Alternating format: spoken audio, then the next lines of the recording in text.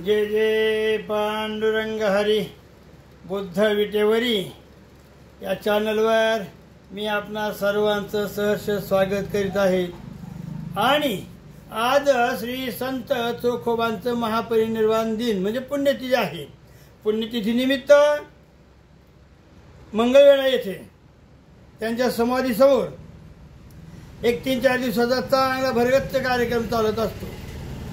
त्या भरगच्च कार्यक्रमाला मी माझे परममित्र गोपीनाथ विटेकर जे सांगलीचे आहेत आणि त्यांचं कौतुक याच्यासाठी मला करायचं आहे की त्यांनी हा आपल्याला मोठा पडदा भेट म्हणून दिलेला आहे। ते म्हणत होते की बाबाजी तुम्ही बसताय कुठेही, कधी पत्रा दिसतो, कधी लाकूड दिसतं, कधी झाडझुडपं दिसतात। आता मी झाडझुडपात राहतो तर मी काय करणार आहे। एक आता पुण्यतिथी निमित्त मी इकडे आलो होतो दुसऱ्या गावाला, त्याच्यामुळं हे भिंत मिळाली। पण शेवटी आपण आपल्या चिंचे खाली जाणार आहोत विटेकर। आणि म्हणून हे जे महापुरुषांची जे संपूर्ण चित्र दिलेलं आहे म्हणजे बुद्ध विटेवरी हे जे आपलं चॅनल आहे ते अंधश्रद्धेला भीक घालीत नाही, मानत नाही। कारण या सर्व साधू संतांनी कधीच मानवाची फसगत केलेली नाही। वारकरी संप्रदायामध्ये जे आता भोंदूगिरी शिरलेले आहे ती भोंदूगिरी वारकरी संप्रदायाला आपलं म्हणून तिची खरोखरच बदनामी करतात, हे लक्षात घ्या। पण हे जे महापुरुष आहेत महापुरुष आहेत, बाबासाहेब आहेत तिथं, फुले महाराज आहेत, शाहू महाराज आहेत, तुकाराम महाराज, ज्ञानेश्वर माऊली, चोखामेळा, कबीरदास, नामदेव महाराज आहेत, इकडं बळीराजा आहे, वर सम्राट अशोक आहेत, पुन्हा हे तुमचे एकनाथ महाराज आहेतच। तर अशा विविध साधू संतांची, छत्रपती महाराज आहेत, संभाजी महाराज आहेत। तर म्हणजे हे काय आहे, शेवटी हे विविध साधू संतांच्या विचाराचा वारसा घेऊन चालणार हा बुद्ध विटेवरी कार्यक्रम आहे। कुठलाही अंधश्रद्धेला मी किंमत म्हणजे अंधश्रद्धेला माझी तर स्थान नाही, सांगायचं होतं मला असं। म्हणून एका आता कुणाच्या कमेंट्समध्ये कोणी काय कमेंट केली, कोणी काय कमेंट केली याच्या खोलात आपल्याला जायचं नाही। जशी ही भेट दिली तशीच भेट मुंबईचे आम्रपाली चंद्रकांत सरवदे यांनी देखील सुंदर असं मला हे 2 अशोक स्तंभ भेट दिले। हे अशोक स्तंभ नाही का, हे पहा अशोक स्तंभ हे लाकडे आहेत आणि अति सुंदर आहेत। तर हे आम्रपाली चंद्रकांत सरवदे यांनी दिलेले आहेत। आणि ते म्हणत होते की ग्रंथ ठेवायला तुम्हाला बसायला येत नाही किंवा कुठल्या तरी पोत्या वगैरे बसताय, तर ग्रंथ ठेवण्यासाठी एक आणि बसण्यासाठी एक असे हे मला त्यांनी 2 पाठ दिले। हे पाठ दिले 2। तर अशा पद्धतीनं हे पाठ हे पाठ दिले ग्रंथ ठेवण्यासाठी आणि एक मला बसण्यासाठी। पण मी बसणार नाही पाठावर देखील, कारण पाठावर बसून मी कधीच व्याख्यान सांगणार नाही। जमिनीशी नातं ठेवलं पाहिजे आणि हे जमिनीवर बसणं हे काय महत्त्वाचं असतं। विपश्यना करताना काही मंडळी गाद्या गिरजावर बसतात, लाकडाच्या मोठमोठ्या पलंगावर बसतात, पण ते चूक आहे। कारण पृथ्वीचं जे गुरुत्वाकर्षण आणि जी विद्युत पॉवर आहे ती पॉवर तुमच्या शरीरामध्ये जाऊन तुमचे मनोबल वाढावं याच्यासाठी विपश्यना असते। आणि ती विपश्यना मोकळ्या जमिनीवर करायची असते, फरशीवर, दगडावर किंवा तुम्ही पाटावर, गादीवर, गिरजावर। मी दापोडीला बघितलं, कुणाचं होतं मला माहीत नाही, ते आता मठ वगैरे ते विहार, पण तिथं अशा गोल गाद्याच्या बसायला मला आश्चर्य वाटलं। मी निघून आलो, पुढे मला सांगायचं बसा। तर सांगायचा मुद्दा असा माझा की आज आपण श्री संत चोखोबांच्या या पुण्यतिथी दिनानिमित्त ह्या 2 भेटी मला तुम्हाला दाखवायच्या होत्या, त्या दाखवल्या। आता श्री संत चोखोबा महाराजांच्या महापरिनिर्वाण त्यांचं कसं झालं याच्या संदर्भात आपण थोडक्यात माहिती घेणार आहोत। थोडासा व्हिडिओ लांबला तरी चालेल, घालता येईल त्याला, अजून 5-50 रुपये घाली तो चालतील। ते नेट वगैरे भरण्यासाठी. पण या ठिकाणी आपण चोखोबांचं एक महापरिनिर्वाण सांगण्यापेक्षा थोडंसं अलीकडे जरी थोडे त्यांचा विषय घेतला तरी मला वाटतं आपल्या ज्ञानामध्ये थोडीशी आम्हाला भर पडेल. आणि म्हणून काय म्हणतो मी तुम्हाला, चोखोबा काय म्हणतात, पंढरीचे सुख नाही त्रिभुवनी, कृपया नास्तिक मंडळीनं या व्हिडिओला कमेंट्स वगैरे काही करू नये. ज्याची श्रद्धा भगवंतावर असेल, ज्याची श्रद्धा पांडुरंगावर असेल, ज्याची श्रद्धा बुद्धावर असेल आणि ज्याची श्रद्धा बाबासाहेबांवर असेल, अशाच मंडळीने हा एक व्हिडिओ पाहावा. विनाकारण कोणीतरी यावं आणि काहीतरी कमेंट करून गर्दी करू नये. कारण कमेंट धारकांची ज्यावेळी मी कमेंट वाचतो, एका माणसानं लिहिलं मला कमेंट आहे आणि त्याला मग उत्तर द्यावं असं बऱ्याच मला फोन देखील आले. मला काय कोणाची प्रसिद्धी करायची नाही, कारण त्यानं जी कमेंट तसे केलेली असेल, काय त्यांनी काय कमेंट केली, चोखा मेळ्याची आज आम्हाला गरज नाही. आम्हाला आजच्या चोखा त्याने कबूल केलं की श्री संत चोखोबा हे महान संत होते, हे आम्ही कबूल करतो. पण आजच्या घडीला आम्हाला चोखोबाचा काहीही उपयोग होणार नाही. तुम्ही कृपया पुन्हा आम्हाला मागे घेऊन येऊ नका. अशा माणसाला मी काय सांगणार आहे, मला सांगायची गरज नाही. कारण कोणालाही एवढं मोठेपण देण्याची ते मोठे माणसं नाही ती. असू द्या.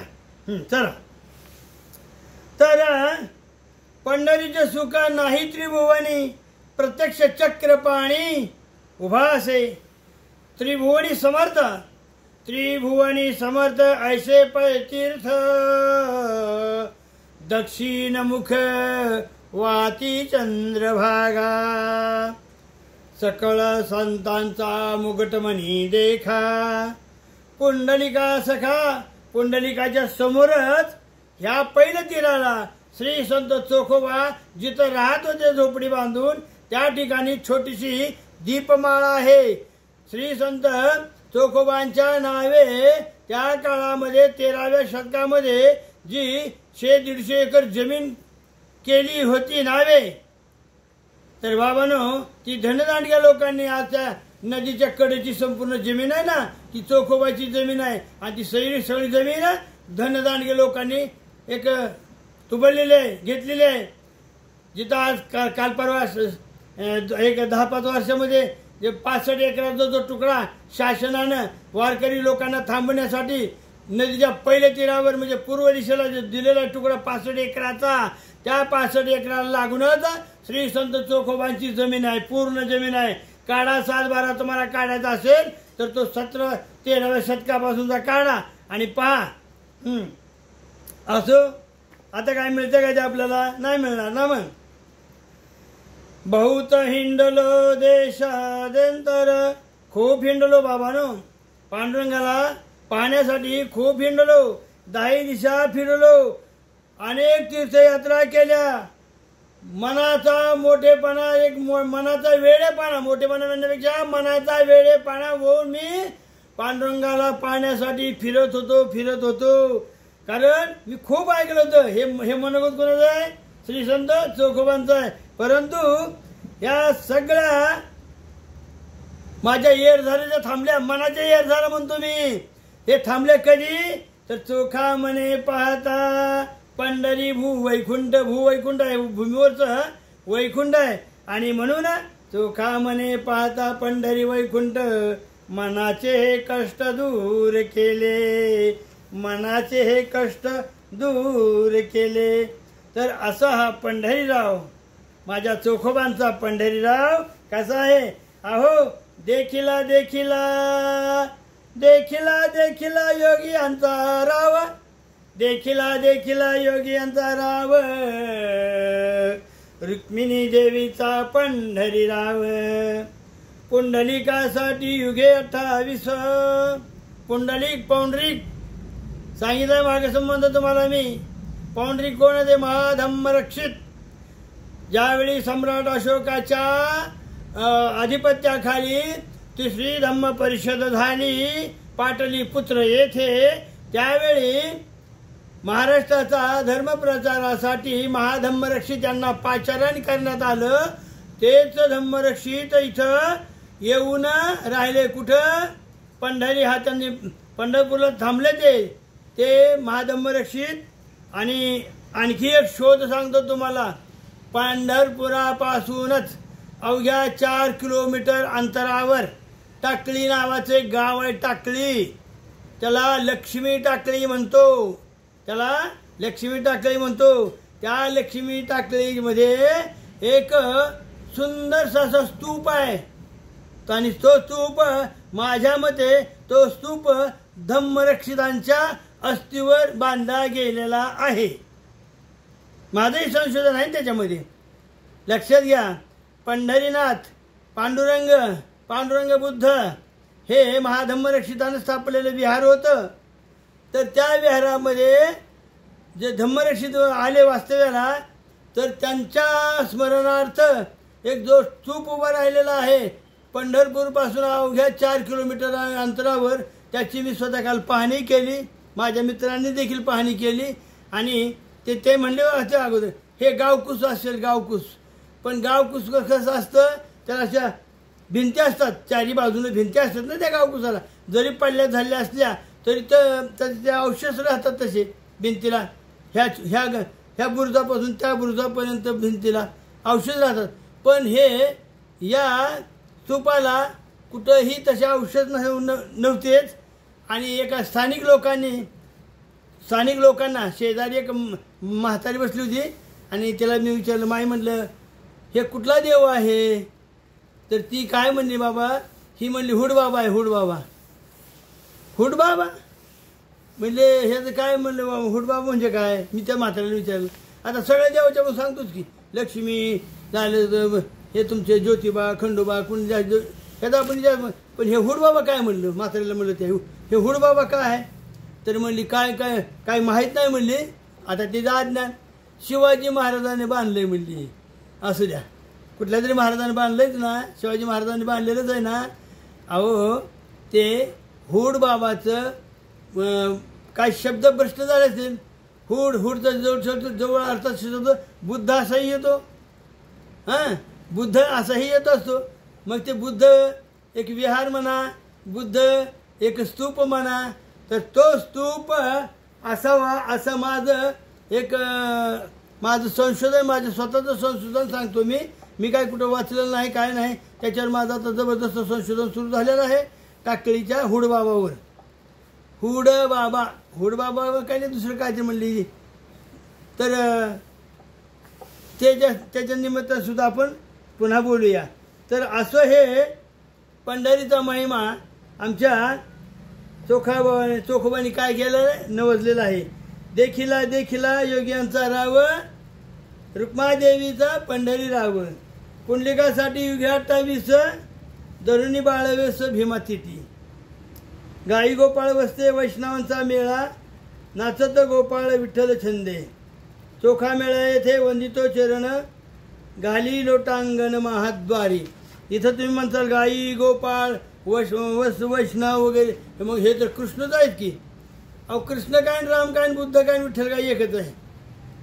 ज्याला कोणाला फोड करायची ना, ते तुकडे पाडायचे, तुकडे गँग, त्यांनी हे सगळं वाटोळ केलं ह्या समाजाचं, हे आमच्या वारकरी संप्रदायाचं। ते अमक्याचं, ते तमक्याचं, हे कोण सांगणार आहे आपल्याला? विठ्ठलही आपलाच आहे, पांडुरंगही आपलाच आहे, कृष्ण आहे, राम आहे, अनेक देवदेवता आहेत। ह्या महायानाच्या वज्रयान शाखेतून आलेले ह्या देवता आहेत। पण अभ्यास कुणाला आहे? आणि मग बघायचं काहीतरी। मग माझा विठ्ठल ज्यावेळी चोखोबाच्या घरी येतो त्यावेळी काय होतं, विठोबा पाहून आज आमच्या आला घरी। विठोबा पाहुणा होऊन आज आमच्या घरी आलेला आहे, मग लिंब लोण करा जीवे भावे। म्हणजे आपण घरी पाहुणा आल्यानंतर त्याचं औक्षण करतो, तद्वतच नामा म्हणे देवा कैसा ओळखाव्या, विठ्ठल नामामध्ये निघेल। आता इथं आला असतो प्रश्न। हां मग आता हे इतके घनिष्ठ संबंध विठ्ठलाचे आणि आपल्या चोखोबाचे होते. कारण श्री संत चोखोबांना आपल्या गळ्यातील कंठहार विठ्ठलाने दिला. मग हे कसं औचित्य घडलं? सांगणारे सांगतायत की विठ्ठलाला पायरीच्या बाहेर उभा केला असेल. हां, मग बाहेर जर उभा केलं तर मग गळ्यात विठ्ठलाचा हार कुठून आला, कंठहार कुठून आला? बरं, स्वतः चोखोबांनी तसा स्वतःचे अभंग लिहिलेले आहेत काय? मग त्या अभंग आम्ही खोटे धरले होते का? हां, आणि मग त्या बडव्यांनी ज्यावेळी तुझ्या गळ्यामध्ये विठ्ठलाचा हार कुठून आला म्हणून त्याला छळलं मारलं, त्यावेळी बी विठ्ठलाने त्यांना सोडवले ना. तोही अभंग चोखोबाने आपल्या घेतलेला आहे. तर अशा ह्या मंगळवेढ्याला बिदरच्या राजानं हुकूम काढला की तिथं गावकूस बांधायचा आहे. गावकूस म्हणजे गावाच्या रक्षणासाठी चोहोबांनी बांधलेली एक भिंत असते, फार मोठी भिंत असते ती. काही खेडेगावामध्ये आजही तुम्हाला त्याचे अवशेष मिळतील, काही ठिकाणी तर ते पूर्णच मिळतील, काही ठिकाणी मोठे मिळतील देखील. तर असा हा गावकूस बांधण्यासाठी बिदरच्या राजाने हुकूम काढला की सर्व मजुरांनी मंगळवेढ्याला या, त्या ठिकाणी राहा. त्यावेळी आमचा चोखोबा विठ्ठलाला म्हणतो, अरे विठ्ठला बाबा, का मोकलीतोस मला आणि तुझ्यापासून मला का दूर करतोस? मला नको ना दूर करू, पण शेवटी हुकुम बादशाहचा आहे. आणि म्हणून पंढरपुरामध्ये जेवढे काय महार मांग अस्पृश्य वडर काही अशा पद्धतीचे जे कामकरी होते, त्यांना आपण कामगार म्हणतो, आपण कामकरी होते. केवळ पंढरपूरचे म्हणून पंढरपूरचे नाही, भरपूर ठिकाणचे. आणि त्या बिदरच्या राजाच्या आज्ञेवरून हे सगळे लोक स्थानांतरित झाले मंगळवेढ्याला आणि त्या ठिकाणी गावाची वेस बांधण्याचं काम सुरू झालं. असं झाल्यानंतर आता काही माणसं म्हणतात, जेवढे का आमचे साधू संतांचे हे जे महापरिनिर्वाण झाले ना, त्याला कोणाला त्याचा वास येतो की बाबा ते घातपात असेल, खून असेल, काही असेल, तुम्ही काही म्हणा, तुम्ही काय म्हणावं याच्यावर माझा अभिषेक नाही. श्री संत माऊलींनी आळंदीला एक संजीवनी समाधी घेतली, त्याच्यावर सुद्धा बऱ्याचशा लोकांचा आक्षेप आहे. एवढ्या कवळ्या वयामध्ये कोणाला आपला जीव काय घालावा असं वाटेल, विचारणारी मंडळ आहेत बरं का. आता इतकं काय स्पष्ट बोलत नाही, पण हा संदर्भ जो आहे ना तो ज्ञानेश्वर माऊलीच्या संदर्भात आहे. तसंच अनेक साधू संतांच्या हत्या झाल्या. काढा तुम्ही तर्क काढा, त्यांच्या अभंग रचना पहा. मला तशा पद्धतीचं कुठल्याही अभंगामध्ये एक त्यांची हत्या झाली असावी असं मला दिसत नाही. कारण ज्ञानेश्वरांनी जी समाधी घेतली होती त्या समाधीचं वर्णन देखील सकल संतांनी केलेलं आहे, चोखोबांनी केलंय, तुकोबांनी केलंय, निळोबांनी केलेलं, सगळ्यांनी केलेलं आहे. पण कोणी तिथे घातपाताचा प्रकार लिहिलाच नाही. तसंच तुकारामाचा खून हाही एक प्रश्न मुद्द्याला येतो. तुकारामाचा खून झाला. अहो तुकाराम महाराजाचा खून झाला त्यावेळी त्या देहूवर राज्य कोणाचं होतं? छत्रपती शिवाजी महाराजांचं होतं. लक्षात घ्या मुद्दा. मग छत्रपती शिवाजी महाराजांचं त्या ठिकाणी राज्य असताना आणि बहिर्जी नायकासारखा एक कर्तबगार असा गुप्तहेर असताना आजच्या CID पेक्षाही मोठा, आजच्या ईडी का फिडी म्हणते ते त्याच्यापेक्षाही मोठा बहिर्जी नाईक होता आणि तंतोतंत खबर महाराजांना देत होता. मग एवढ्या मोठ्या तुकाराम महाराजाचा खून झाला ही गोष्ट बहिर्जी नायकाच्या कानावर काय गेली नसावी? किंवा छत्रपती शिवाजी महाराजांनी या गोष्टीचा शोध करून त्याचा तपास करून, आता साधा तुकाराम महाराज हे काही साधे सुधे संत नाहीत, फार मोठे संत होते, त्याची दखल छत्रपती महाराज शिवाजी महाराजांनी देखील घेतलेली होती.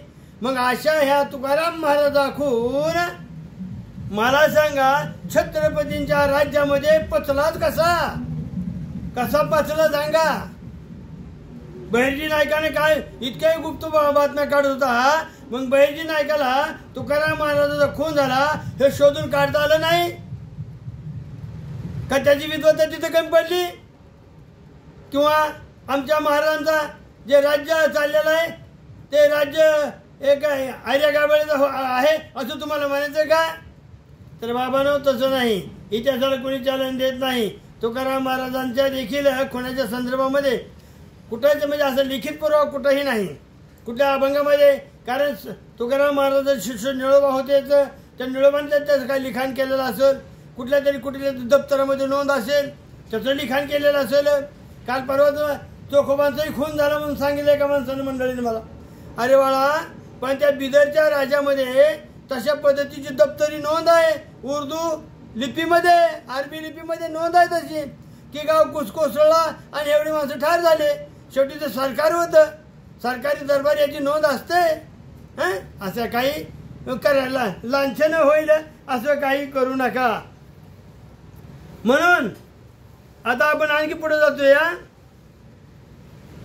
तर अशा ह्या त्या आता पूर्वी काय सिमेंट नव्हतं, झालं तर तुमच्या माहिती सांगतो, ते लोखंड नव्हतं, ते नुसतं का कॉलम करायला, कॉलम लोखंड म्हणजे 10 mm 12 mm गज असतो, त्याचा कॉलम बनवला जातो. तशी कॉलम पद्धती नव्हती बाबा. मोठमोठे गोटे उचलायचे, खांद्यावर घ्यायचे, 4-4 माणसांनी एक दगड उचलायचा. जाऊन पहा काय काय ठिकाणी.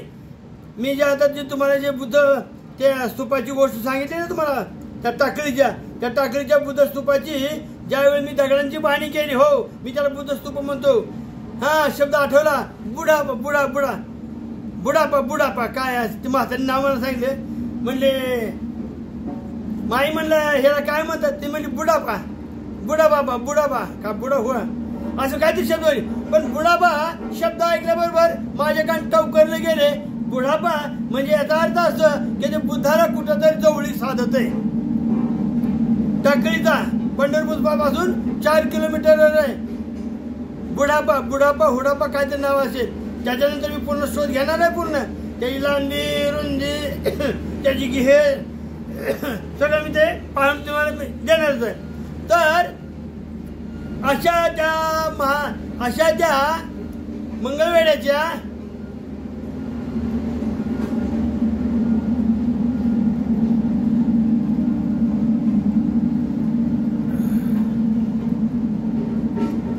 आणि मग बाबानो, आजचा दिवस कुठला आहे?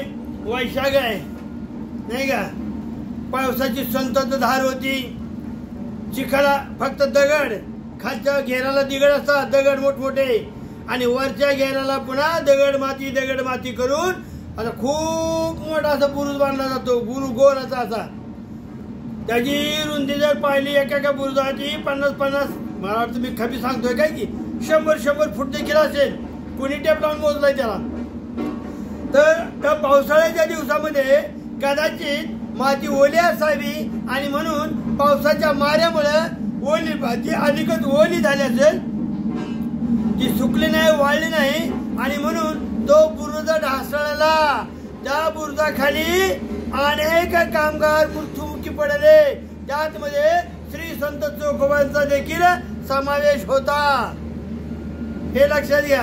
त्या बुरुजाखाली, त्या मातीच्या ढिगाऱ्याखाली देखील चोखोबा महाराजांचा समावेश होता. मग झाली जिकडे तिकडे हवाई गेली, बुरुज ढासळला. पण आता काढणार कोण इतकं लवकर? पावसाळा दिवस असेल कदाचित, आणि म्हणून इकडं पांडुरंगाला समजलं की माझा चोखोबा मला पाहून झाला रे. आज वैशाख मध्ये पंचमी आहे आणि माझा चोखोबा माझ्यामध्ये विलीन झाला. मग तिथून अधिष्ठान मांडलं सांगितलं कोणाला? श्री संत नामदेव महाराजांना. नामदेव महाराजांना म्हणलं की देवा, नामदेव महाराजांना बोलवून घेतले. 8 दिवसाचं पारायण संपल्यानंतर देवानं नामदेवाला बोलून घेतला आणि नामदेवा तू आता इकडे ये रे. आला नामदेवाला संपूर्ण पंढरीवरच नव्हे तर संपूर्ण वारकरी संतांवर ही दुःखद कळा कोसळलेली होती. सगळीकडे माहीत झालं. 8 दिवस लागले. सगळे गेले साधू संत यायला. सगळीकडले वारकरी संप्रदायाचे आपले सगळे तिथे जमायला, आपली दिंडी जमायला.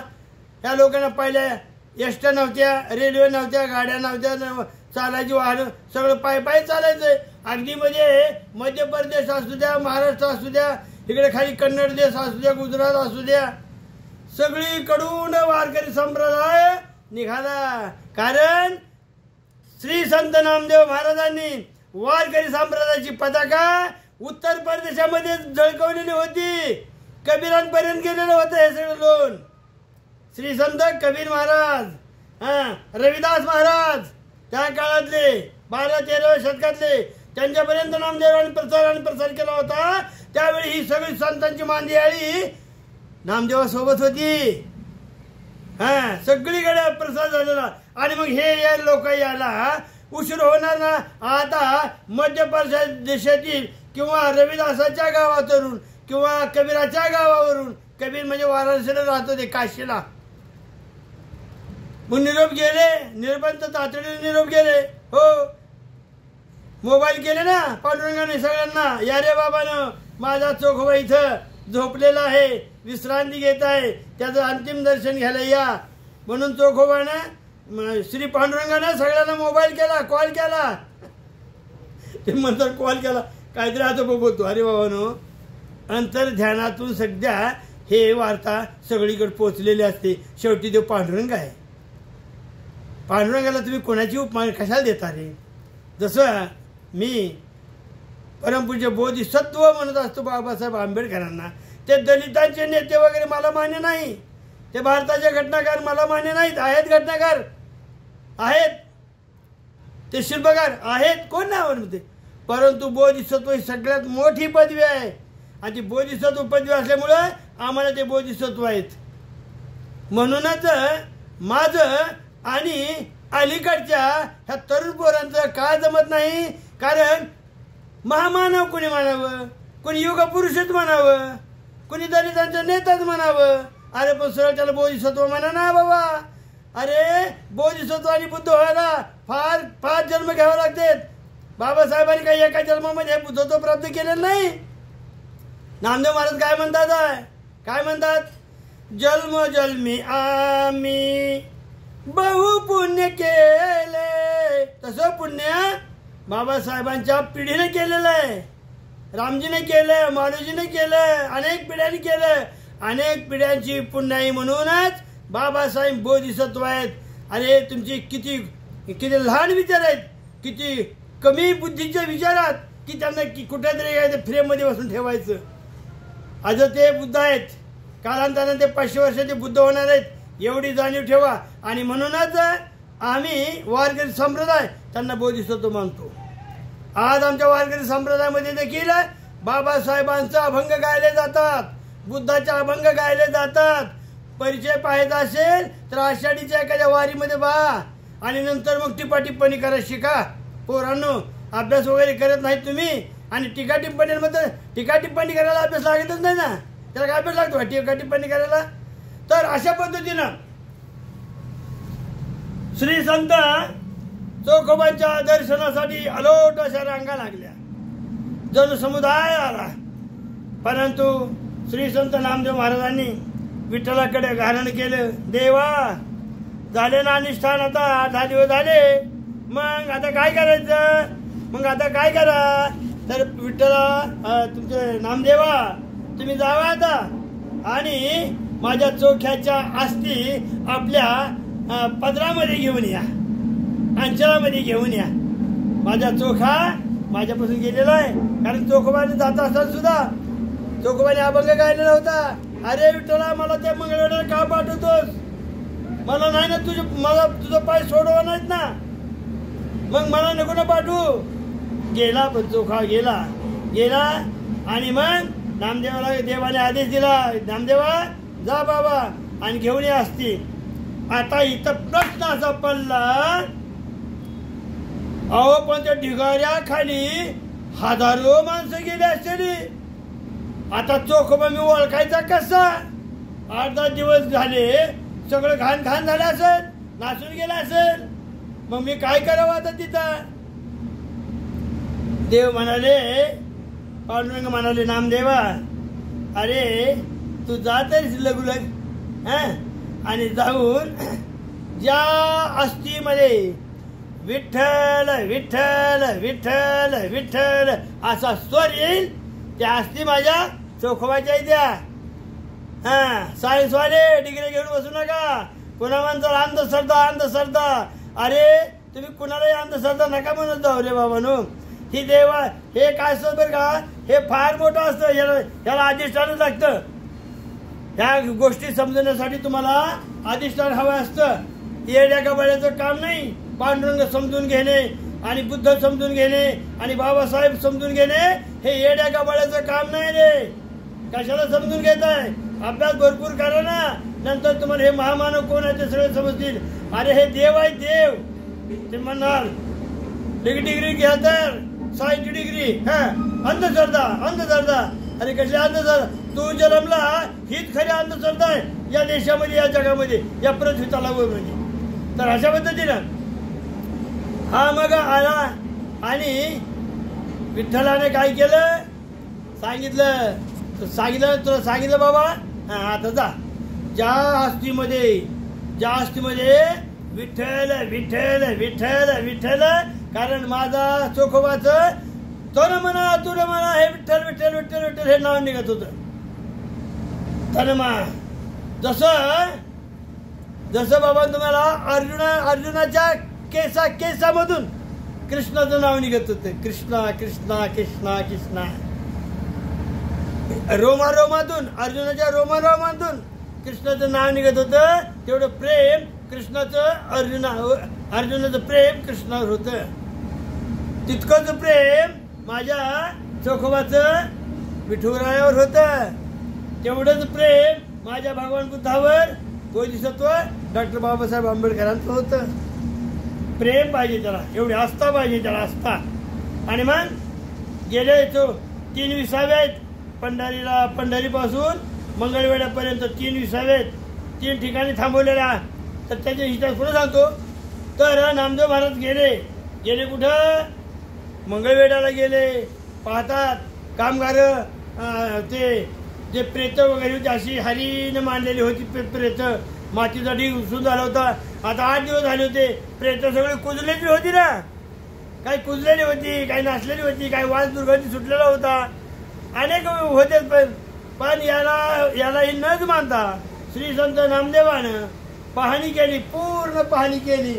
आणि पूर्ण पाहणी केल्यानंतर ज्या ठिकाणी आज चोखोबाचं जे मंदिर आहे ना 5x5चं, कारण ते 5x5चं एक चौतारा आहे मंगळवेढ्याला. अरे शासनाला प्रशासनाला थोडीशी लाज वाटते का रे? साध्या गोष्टीचं केवढे मोठे मंदिर बांधताय आणि माझ्या चोखोबाचं 5x5चा कठाडा बांधलाय आणि त्याच्यावर त्या सांगलीच्या पटवर्धन मालकांनी एक छत्री बांधली. झाली एवढं चोखोबाचं मंदिर आहे का एवढ्या मोठ्या मंगळवेढ्यामध्ये? अरे कोणी 2-2, 3-3, 5-5, 10,000 रुपये दिले तर चोखोबाचं केवढं मंदिर उभं राहील? निश्चित मागास वर घ्यायचं तिथं समाज मंदिर बांधताय काय? कुणाच्या पुढे आणखी त्याला स्लॅब वगैरे बांधताय काय? पण माझ्या चोखोबाचं साधं कोणी मंदिर सुद्धा बांधत नाही तिथं. किती एक लाजिरवाणी गोष्ट आहे ही. सगळ्याचीच लाजिरवाणी गोष्ट आहे. वारकरी संप्रदाय सुद्धा ही लाजिरवाणी गोष्ट आहे. आणि भागवत संप्रदाय असू द्या, वारकरी संप्रदाय असू द्या, बाबासाहेबांचा आंबेडकरी समाज असू द्या, त्यांना तरी काय त्यांनी तर चोखोबाला सोडून दिलेलंच आहे. ते आताच म्हणतात आम्हाला त्याची काय गरज आहे, चोखोबाची आम्हाला काय गरज आहे. किती निमा खराब म्हणायचे लोकांनी अशा लोकांना. अरे तो बापाचा वारसा सांगत नाही. जो सम्राट अशोकाच्या काळापासून आलेला हा, जो बळीराजापासून आलेला वारसा, त्या भीमा कोरेगावच्या लढाईतून आलेला वारसा, जो सिद्धू महाराजांचा वंशज स्वतःचा वारसा सांगायला लाजतोय आणि सांगतोय काय आम्हाला त्या चोखोबाची गरज नाही. कशी गरज आहे तुम्हाला? तुम्ही ते काय मला त्या शब्द येतला तो इंग्रजी कसला पोष आहे कोणा शोक. पण एवढे कृतज्ञ होऊ नये रे माणसानं. तर बाबा ज्या ठिकाणी तिथं 5x5 जो चबुतरा आहे ना त्या ठिकाणी चोखोबा चिर विश्रांती घेत होते. नामदेवराव फिरले प्रत्येकाच्या अस्थी उचलून पाहिल्या. कुठे पाहिल्या, कुठे नाही पाहिल्या, कुठे पाहिल्या, कुठे नाही पाहिल्या. आणि ज्यावेळी त्या जिथं खरोखर चोखोबा चिरनिद्रेत होते तिथल्या अस्थी घेतल्या, कानाला लावल्या, त्या हाडातून विठ्ठल विठ्ठल शब्द बोल ऐकला नामदेवानं ऐकलं, हाड कानाला लावलं, विठ्ठल विठ्ठल विठ्ठल विठ्ठल विठ्ठल विठ्ठल. मग त्या आपल्या ओझरीमध्ये टाकायचे हाडी, त्या पदरामध्ये साठवायचे हाड. अरे जिवंत मानाची आपली थोबाडं विठ्ठल विठ्ठल बोलत नाहीत रे. तो मेलेल्या चोख्याची हाडकं बोलली, पण आपलं थोबाड विठ्ठल विठ्ठल बोलत नाही. ही कितीतरी एक दुर्दैवी घटना आहे. दुर्दैवी म्हणा काय कशी म्हणा. तर अशा पद्धतीनं त्या चोखोबाच्या अस्थी घेऊन नामदेव महाराज कुठं आले? पंढरीला आले.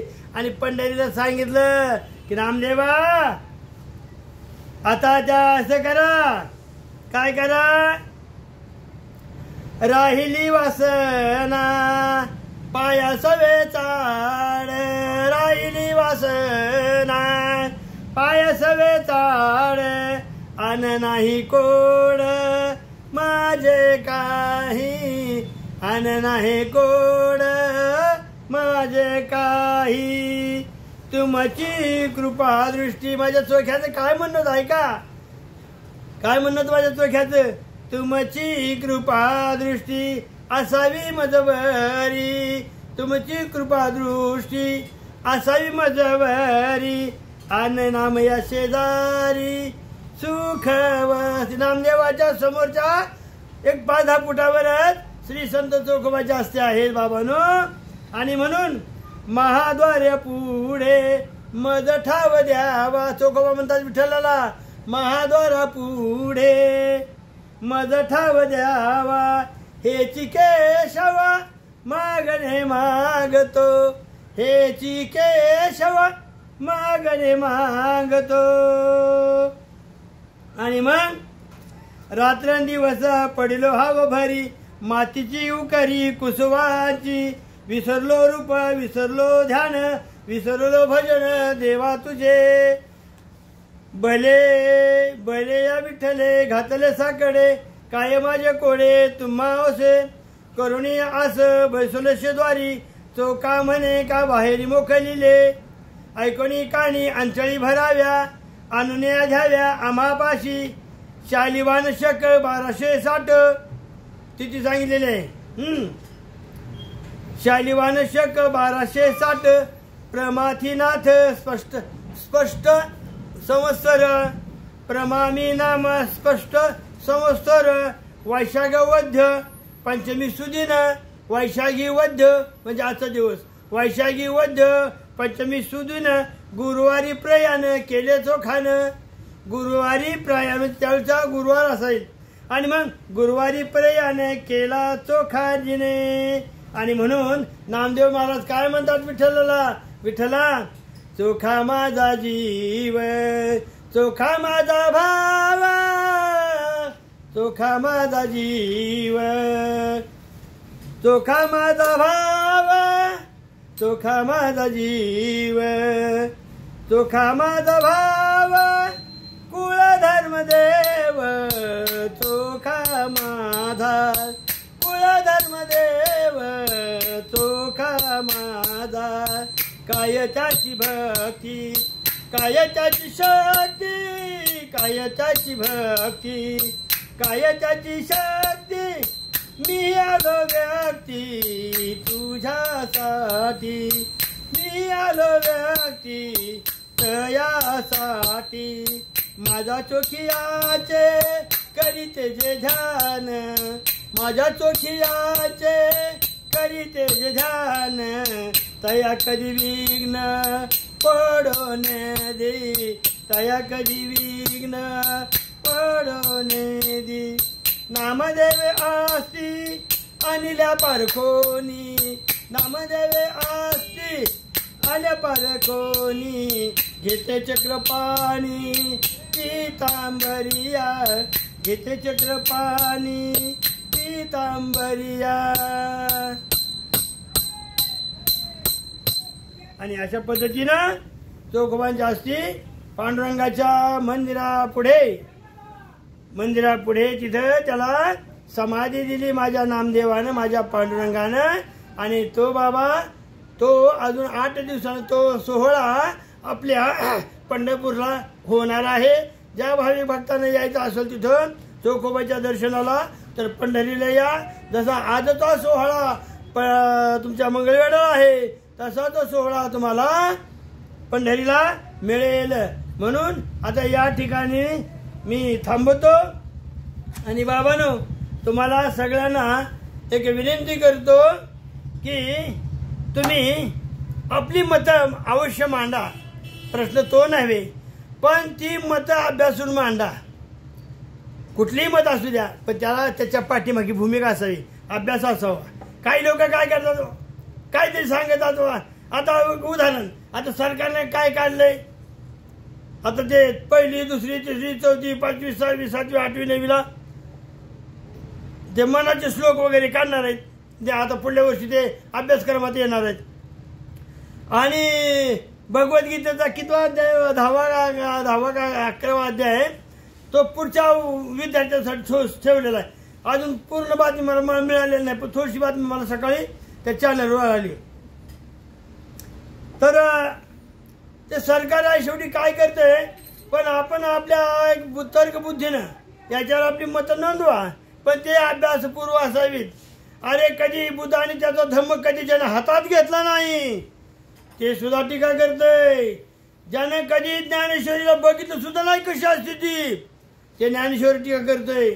ज्याच्या बापाला कधी मनस्फूर्ती माहिती नाही, कोणी दिली मनस्फूर्ती, त्याच्यात अध्याय किती आहेत, एक प्रकरण किती आहे, ती मनस्फूर्ती बाबासाहेबांनी का जाळली. कारण फिरणं शोधा, नाही का, तर तुमच्या टीकेला प्रोत्साहन मिळेल. आणि याच्यावर माझा भरगच्च असा 2 दिवसानं व्हिडिओ येणार आहे.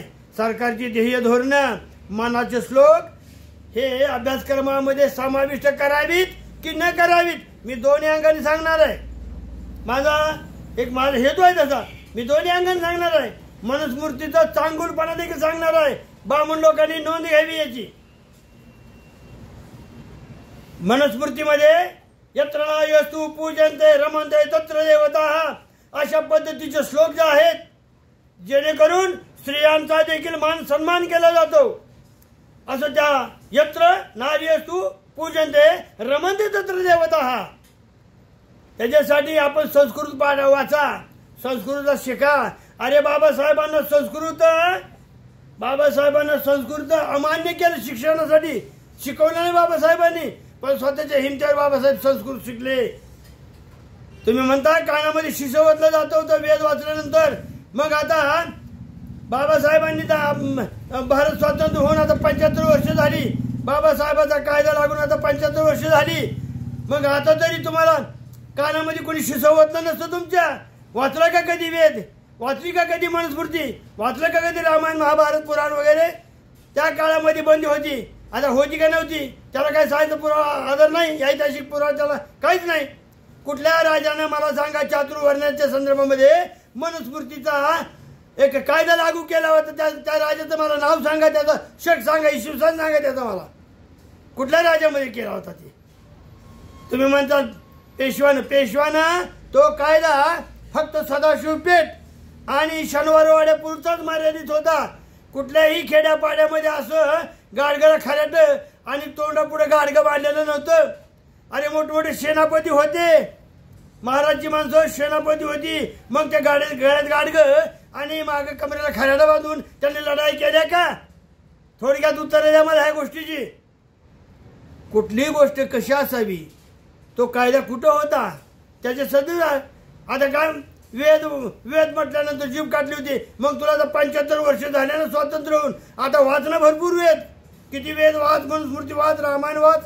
मी स्वतः वाचतोय ना, मी महाराज आहे ना, माझ्या कानामध्ये काय शिजवलं नाही कुणी अजून, माझी जीव काय छाटली नाही कुणी अजून. स्वातंत्र्य आहे ना, बाबासाहेब स्वातंत्र्य दिलं आम्हाला, व्यक्ती स्वातंत्र्य दिलं नाही. मग त्या व्यक्ती स्वातंत्र्याचा फायदा किती लोकांनी घेतला. माझ्या बाबासाहेबांनी संस्कृत बंदी केली, पण बाबासाहेबांसारखं संस्कृत लिखाण कोणी केलं नाही, संस्कृत पंडित कोणी झाला नाही. आणि तुम्ही नुसतं चिवडाचिवडी करताय बस. आणि मग कमेंट करता, काही कमेंट करताय, त्या कमेंटला काही अर्थ नसतो. अभ्यास करून कमेंट करा, त्या कमेंट खाली स्वतःचा फोन नंबर लिहा. आणि माझा फोन नंबर लिहायचं लिहिलेलाच आहे मी. हे बा 82 65 07 51 या फोनवर देखील मला आपण विचारू शकता. परंतु मी राजकीय प्रश्नांची कधी उत्तरे देत नाही आणि बिन शिकलेल्या माणसाला तर अजिबात उत्तरे देत नाही. जे माझे विद्यार्थी पाली भाषा, पाली लिपी म्हणतो मी, लिपी हे सगळं मला अवगत आहे. पाली लिपी, पाली भाषा, पाली व्याकरण याच्यामध्ये तुम्ही नैपुण्य घ्या आणि त्याच्यानंतर तुम्ही बौद्ध साहित्य, चारित्र्य, तुमचं ते त्रिपिटिका सगळे निकाय वाचून काढा. लंकावतर सूत्र वाचा, जातककथा वाचा, पुन्हा महावंश वाचा, दीपवंश वाचा. खूप मोठा वाचायला, खूप मोठं वाचून शहाणे व्हा रे, शहाणे व्हा. 9 वाजता टीका टिप्पणी करू नका. आणि ज्याला वाईट कमेंट करायचं त्याने आपले फोन नंबर, हिंमत असेल तर स्वतःच्या त्या कमेंट खाली स्वतःचे फोन नंबर द्या. बस एवढी माझी विनंती. कारण तुम्ही माझे शत्रू नाहीत, परंतु तुम्हाला कमेंट करत असताना त्याच्या वयाचा वगैरे कमीत कमी मुलं ह्याचा तरी ठेवला पाहिजे. अर्वाच्य भाषा शैली नका वापरतो. काय मिळतं तुम्हाला वाचून? अरे आम्ही जेव्हा फार कष्ट केलं रे, हे वाचा 50 वर्षाची तपश्चर्या आहे. मी स्वतः 40 वर्ष प्रवचनकार, कथाकार म्हणून गाजवलेली आहे ती. आता म्हातारा झालो, जी माझी ओळ आहे ना म्हणून टिंगल टावळी कशी करता का? नका करू तशी. वयाचा ह्याचा तरी विचार करत जावा, विद्वतेचा विचार करा.